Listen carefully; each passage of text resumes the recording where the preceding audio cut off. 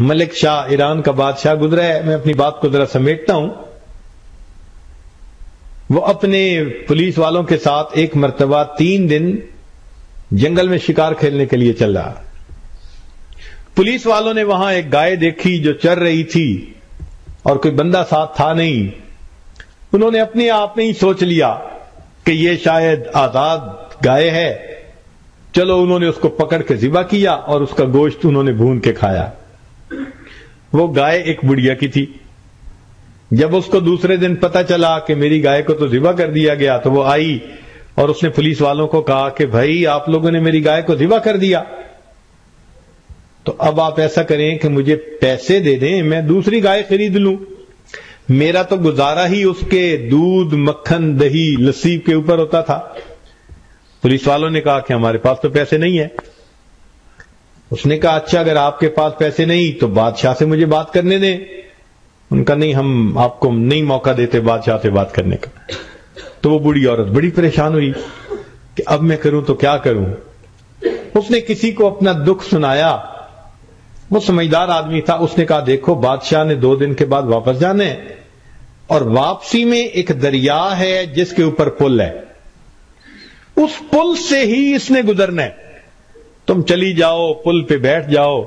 جب بادشاہ کی سواری گزرنے لگے تو سواری کو روک کے بات سنا دینا، بادشاہ تمہیں گائے کے پیسے دے دے گا، اچھا بندہ ہے. لو جی بوڑھی اماں وہاں پہنچ گئی. جب تیسرے دن بادشاہ کی سواری وہاں سے گزرنے لگی تو بڑھیا اٹھی اور بادشاہ کے گھوڑے کی لگام اس نے پکڑ لی، کھڑا کر لیا.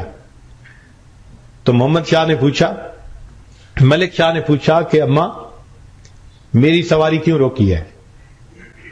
تو بڑھیا نے اس وقت اس کو ایک بات کہی کہ ملک شاہ میرا اور تیرا ایک معاملہ ہے. ملک شاہ میرا اور تیرا ایک معاملہ ہے.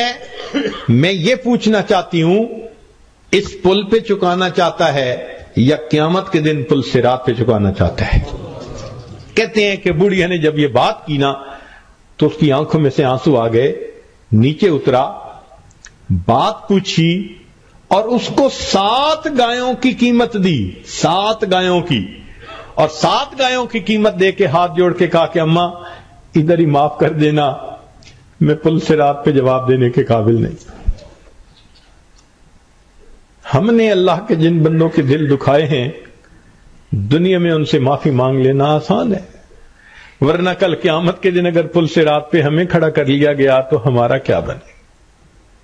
اس لیے قرآن مجید میں ہے کہ کچھ لوگ ہوں گے اللہ تعالیٰ کے سامنے سے جب جائیں گے نا، آپ نے دنیا میں دیکھا نا ایئرپورٹ پہ سکیننگ مشین ہوتی ہے، ایک ایک کر کے جاتے ہیں تو جس کے پاس کوئی میٹیلک چیز ہوتی ہے تو بیپ آ جاتی ہے تو وہ پھر اس کی تفتیش کرتے ہیں، اور جس کے پاس کچھ نہیں ہوتا وہ سیدھا گزر جاتا ہے. قیامت کے دن اسی طرح ہوگا. ایک ایک بندہ یہ تمونا فرادا کما خلقناکم اول مرہ، اللہ فرماتے ہیں ایک ایک کر کے تم میرے سامنے سے جاؤ گے.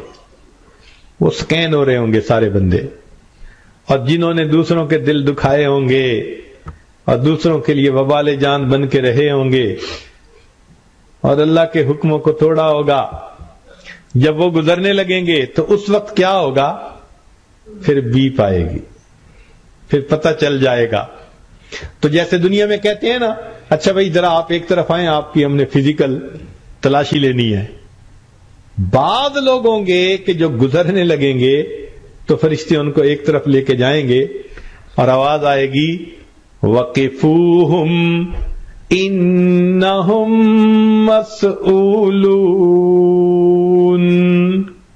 ان کو روک لیجئے، ہم نے ان کا ٹرائل لینا ہے، ہم نے ان سے تفتیش کرنی ہے، پوچھ گچھ کرنی ہے.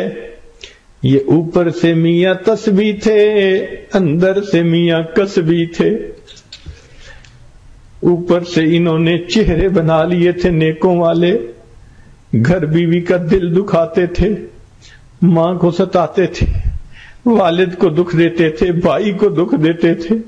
یہ اللہ کے بندوں کے لیے وبال جان بنے ہوئے تھے.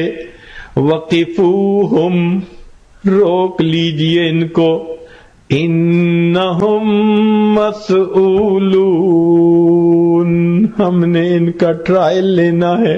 یہ چھپے گناہ کرتے تھے، لوگوں کے سامنے حاجی بنتے تھے، پاجی بن کے رہتے تھے.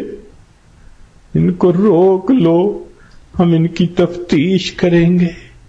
آج وقت ہے ہم اپنے ان تمام گناہوں کی اللہ سے سچی معافی مانگ لیں. نبی علیہ الصلوۃ والسلام نے ارشاد فرمایا، جو بندہ کسی ذمی کا دل دکھائے، ماتحت کا دل دکھائے، انا حجیجہم یوم القیامہ، میں قیامت کے دن ان ماتحتوں کا وکیل بن کے کھڑا ہوں گا، اور جب تک ان کو حق نہیں دلاؤں گا میں اس بندے کو وہاں سے ہلنے نہیں دوں گا. اب اگر قیامت کے دن بیوی کے وکیل اللہ کے حبیب صلی اللہ علیہ وسلم بن کے کھڑے ہو گئے، تو جو رلاتا تھا تو کس لیے؟ جن کی شفاعت چاہتے ہیں، جن کی شفاعت کی امید پہ زندگی گزارتے پھر رہے ہیں، اگر وہ ماتحتوں کے وکیل بن کر کھڑے ہو گئے تو ہمارا کیا بنے گا؟ آج وقت ہے ہم نہ پہنچائیں، ہماری ذات سے کسی کو تکلیف نہ پہنچے. ہم گھر کا اچھا فرد بن کے رہیں، معاشرے کا اچھا فرد بن کے رہیں، اللہ کے بندوں کے لیے رحمت بن کے رہیں. اللہ تعالی ہمیں صحیح معنوں میں مسلمان بن کر زندگی گزارنے کی توفیق عطا فرمائے. وآخر دعوانا ان الحمد للہ رب العالمین.